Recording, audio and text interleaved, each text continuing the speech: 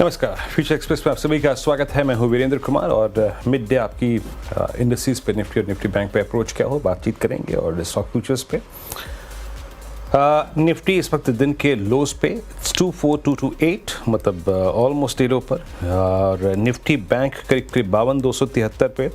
और सिर्फ अगर आप प्राइस को देखें ना तो प्राइस क्या है 24,200 यानी 24,500 के बाद सबसे ज़्यादा जिस पुट में कंसंट्रेशन था उस पुट का लो आप क्रिएट करके आ चुके हैं। And same is the case with Nifty bank. 53,000 टूटने के बाद 52,680 टूटने के बाद 20 डेमा टूटने के बाद 52,500 टूटने के बाद, जिसको मैंने सुबह सुबह आपको बताया था कि ये बड़ी पुट्स का कंसंट्रेशन जोन है। हमने जो लो लगाया बैंक निफ्टी पे आज वो तकरीब 52,174 का, that exactly 50 day exponential moving average Nifty bank का। देखिए प्राइस डैमेज काफ़ी हुआ है और आज एक बार फिर से निफ्टी बैंक करीब 550 अंक नीचे, 107 अंक नीचे निफ्टी।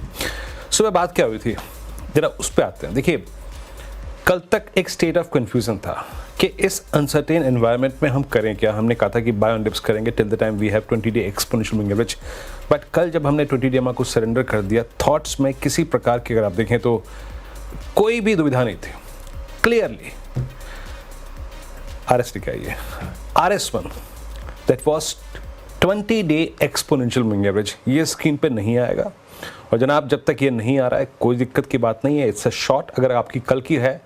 और सेल राइस आज का इंटरडे हाई है 24,395 के आसपास मेरे ख्याल से, यस 395 के आसपास। तो डॉट गया कहाँ पे, कल का पहला कॉल राइटर था 24,400, उसके जोन पे नहीं गया। कल का जो एवरेज कोलैप्स हुआ था 20 डे एक्सपोनेंशियल एवरेज वहां तक नहीं गया और वहीं से कोलैप्स हो गया। पहला बेस क्या रखा था मैंने, जो बात हुई थी ना आपसे कि जब आप कल के शॉर्ट को होल्ड कर रहे हैं या फिर सुबह अगर कोई पुल बैक मिले तो शॉर्ट करें, तो फर्स्ट इंस्टेंस में 24,216 पे फोकस कीजिएगा। और निफ्टी का आज का इंट्राडे जो लो है वो है 24,206।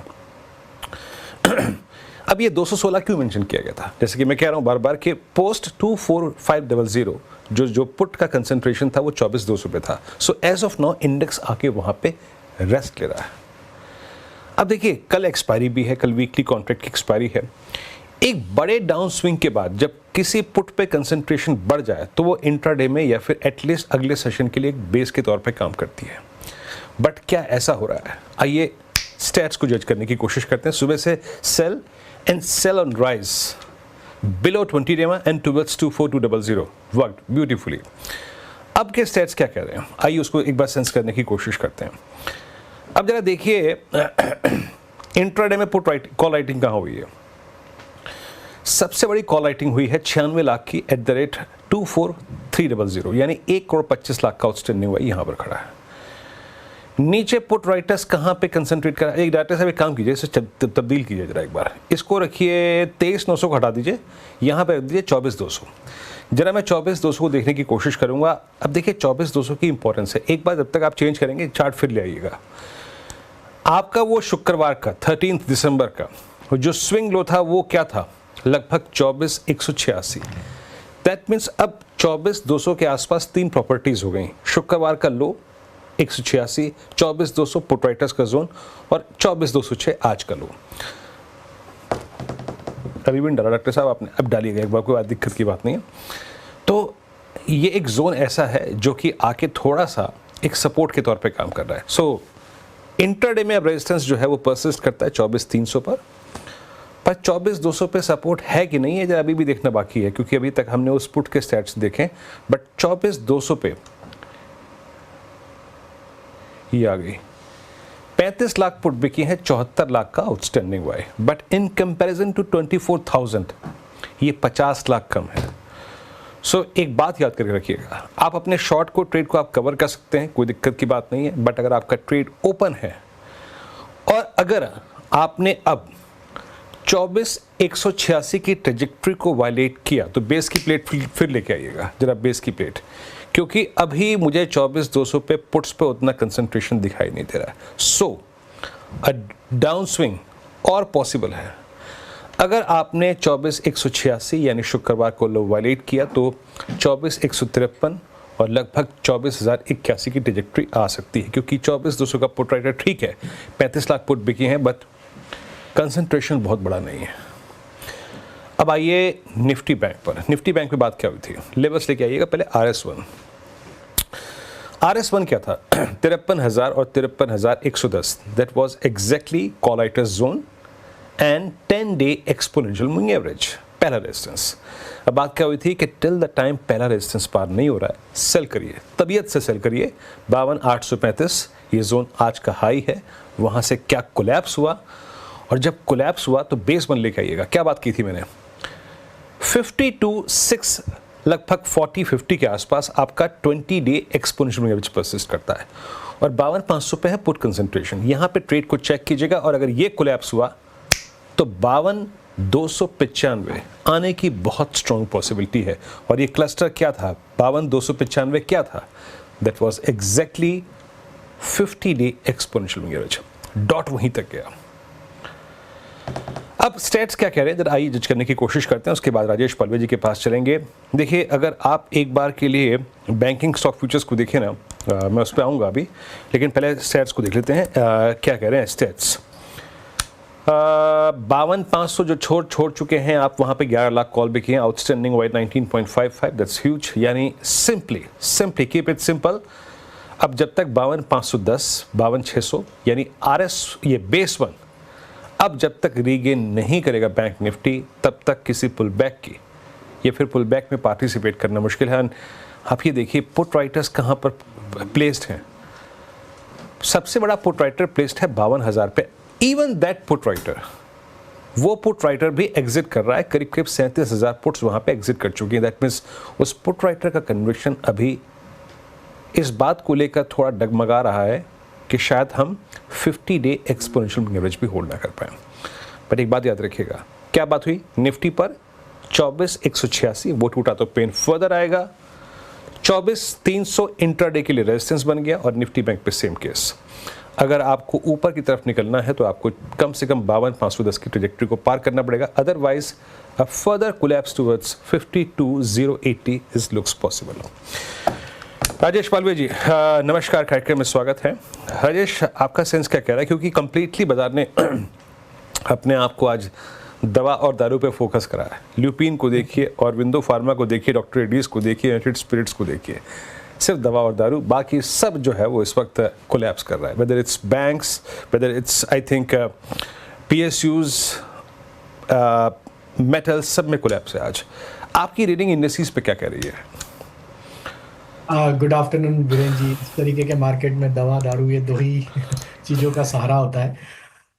जोक सपाट, देखिए स्ट्रक्चर तो वीक हो चुका है। 24,400 को जिस तरीके से हमने कल के सेशन में तोड़ा, जो कि एक मेजर सपोर्ट जोन था, पुट बेस कंसंट्रेशन भी टूटा, और अब हम ऑलमोस्ट 24,200 जो कि एक इमीडिएट पुट बेस कंसंट्रेशन है उसके आसपास ही उसको निगोशिएट करने की कोशिश कर रहे हैं।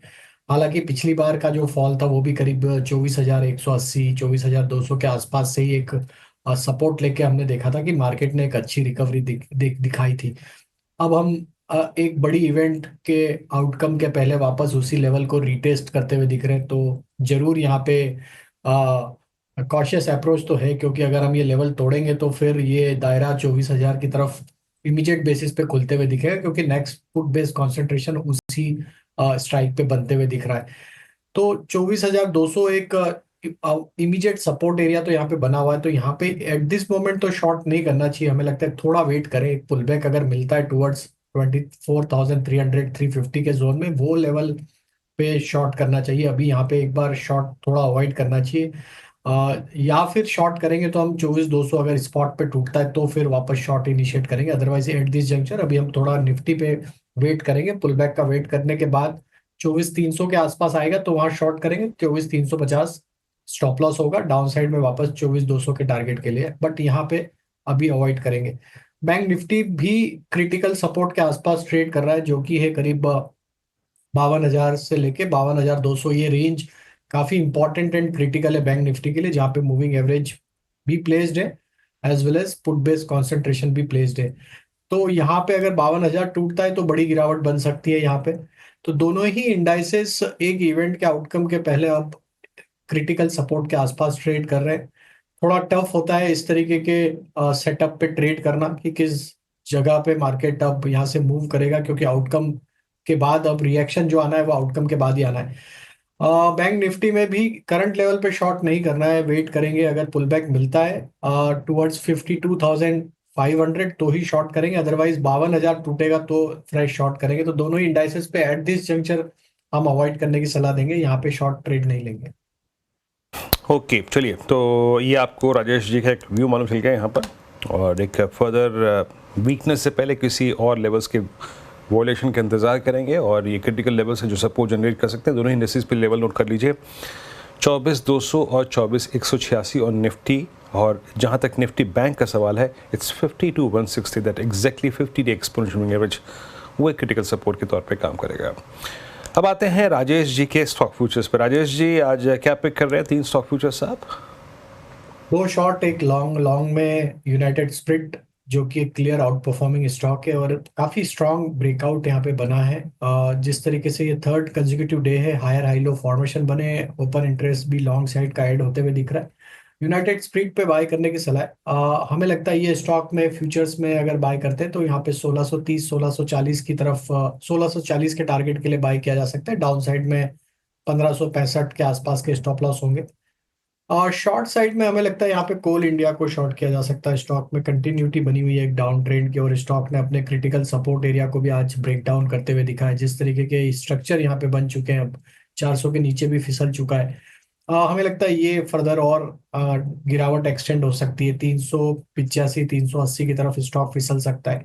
तो 408 के स्टॉप लॉस से कोल इंडिया फ्यूचर शॉर्ट करने की सलाह है। तीसरा स्टॉक जो है वो भी शॉर्ट का है, और उसमें टाटा मोटर पे शॉर्ट करने की सलाह है।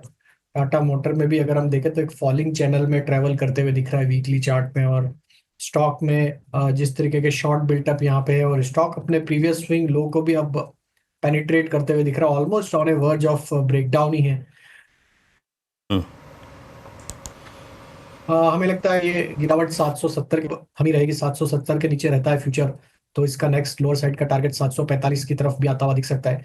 तो 745 के टारगेट के लिए टाटा मोटर फ्यूचर शॉर्ट करने की सलाह है डाउन, और स्टॉप लॉस जो होगा वो करीब होगा 780 के आसपास।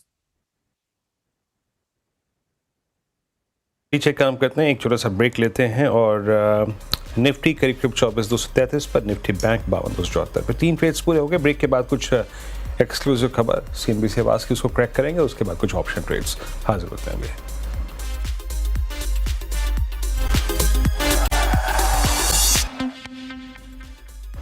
स्वागत है आप सभी का कार्यक्रम में एक बार फिर से। स्टिल निफ्टी डेलो पर, निफ्टी बैंक डेलो की ट्रैजेक्टरी में ट्रेड कर रहे हैं, और फार्मा आज के सबसे स्ट्रॉन्ग स्पेस में शामिल है।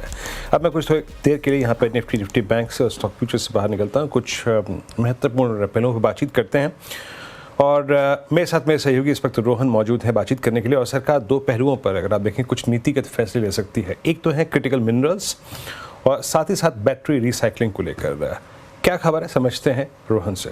रोहन, क्या खबर है, और स्पेशली 2 चीज़ों को प्रमोट करने के लिए सरकार क्या महत्वपूर्ण फैसले ले सकती है? जी, एक स्ट्रैटेजिक मिशन तैयार किया है सरकार ने भारत की एनर्जी सिक्योरिटी को लेकर, एनर्जी स्टोरेज को लेकर। नेशनल क्रिटिकल मिनरल मिशन जिसकी जो घोषणा है वो बजट में की गई थी, अब इसका ड्राफ्ट तैयार है, और अगले कुछ दिनों में इसे कैबिनेट के सामने रखा जा सकता है मंजूरी के लिए। एक 360 डिग्री सॉल्यूशन देने की कोशिश की जाएगी भारत में जो क्रिटिकल मिनरल का इकोसिस्टम है, लिथियम, कोबाल्ट, निकल जैसे जो मिनरल्स हैं, उनके एक्सप्लोरेशन से लेकर, माइनिंग से लेकर, चाहे वो इंडिया के अंदर हो या फिर ओवरसीज़ माइनिंग हो, इनको प्रमोट किया जाएगा। इसके अलावा प्रोसेसिंग की कैपेबिलिटी हमारे पास अभी नहीं है, तो प्रोसेसिंग की कैपेबिलिटी को विकसित करने के लिए इंसेंटिव दिया जा सकता है। इसके अलावा एंड ऑफ लाइफ जो है रिसाइकलिंग, उसको प्रमोट किया जा सकता है। बैटरीज़ के अंदर भी बहुत सारे क्रिटिकल मिनरल्स होते हैं जिसको रिसाइकिल किया जा सकता है, तो उसके लिए एक PLI जैसी कोई स्कीम इस मिशन के अंदर डाली जा सकती है। 6 साल के लिए ये स्कीम होगी। कुल मिला के लगभग 30,000 करोड़ तक खर्च कर सकती है सरकार। इसमें एक छोटा सा हिस्सा माइनिंग मिनिस्ट्री का होगा। ड्राफ्ट तैयार है, अगले कुछ दिनों में इसे जो है कैबिनेट के सामने रखा जा सकता है। शुक्रिया रोहन इस पूरी बातचीत के लिए। तो अगर आप देखें इन 2 पहलुओं के अंतर्गत, जैसे क्रिटिकल मिनरल्स की प्रोसेसिंग और साथ ही साथ बैटरी रिसाइकलिंग के लिए, ये महत्वपूर्ण 2 नीतियाँ ड्राफ्ट कुछ ही दिन में पेश किया जा सकता है। रोहन बहुत बहुत शुक्रिया। निफ्टी स्लिप करता हुआ 24,222 पर डे लो पर। अभी मैं मेटल्स को लेकर थोड़ी बातचीत करूंगा, कुछ मेटल्स क्रैक होते हुए डे लो की तरफ जाते हुए, और निफ्टी अभी भी डे लो पर रहा है। एक ब्रेक, और ब्रेक के बाद राजेश पलवेजी से बात करेंगे आज उनके ऑप्शन ट्रेड्स को लेकर। फिर इस ब्रेक के बाद आप सभी का कार्यक्रम में फिर से स्वागत है। और निफ्टी अब इस वक्त 24,207 पे डे लो पर। मॉर्निंग स्विंग जो अप्रॉक्सीमेटली अब से लगभग समझ लीजिएगा कि 30 मिनट पहले का था, 11:17 11:20 के आसपास का था, उस स्विंग लो को हम तोड़ते हुए अब आते हैं राजेश जी के ऑप्शन ट्रेड को लेकर। राजेश जी क्या पिक कर रहे हैं आप?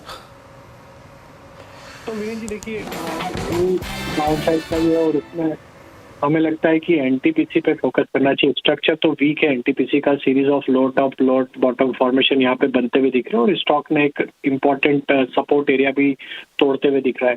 तो एक कंटिन्यूटी बनी हुई एक डाउन ट्रेंड की एनटीपीसी में। एनटीपीसी का 340 की स्ट्राइक का पुट ऑप्शन जो कि करीब ट्रेड कर रहा है 3 रुपए के आसपास, ये बाय करने की सलाह है। हमें लगता है एनटीपीसी का ये डाउन मूव करीब 330 की तरफ फिसलता हुआ दिख सकता है। शॉर्ट बिल्टअप ऑलरेडी है डेटा में, तो 340 की स्ट्राइक का पुट ऑप्शन बाय करना है 3 रुपए 10 पैसे में। अपसाइड के टारगेट इस पुट ऑप्शन के 6 रुपए तक आते हुए दिख सकते हैं। डाउन साइड में स्टॉप लॉस रखे हैं करीब 1 रुपए 50 पैसे के आसपास। ओके, शुक्रिया राजेश जी आपका इस पूरी बातचीत के लिए। एनटीपीसी की पूरा ऑप्शन 340 का वीकेस्ट स्ट्रक्चर याद रखिएगा, पीएसयू बास्केट में इस वक्त एनटीपीसी है और इसकी पुट ऑप्शन लेनी है आपको ये। शुक्रिया आपका। निफ्टी डे लो 24,205, सुबह के 11:31 के लो को हमने अभी वायलेट किया, लगभग 24,208 पे ट्रेड करते हुए। सेम इस केस विद निफ्टी बैंक लगभग 52,218, heading towards 50 day exponential moving average. एक ब्रेक, अगली मुलाकात आपसे होगी आज कमाई का अड्डा में अनुज और हर्षता के साथ। तब तक के लिए नमस्कार।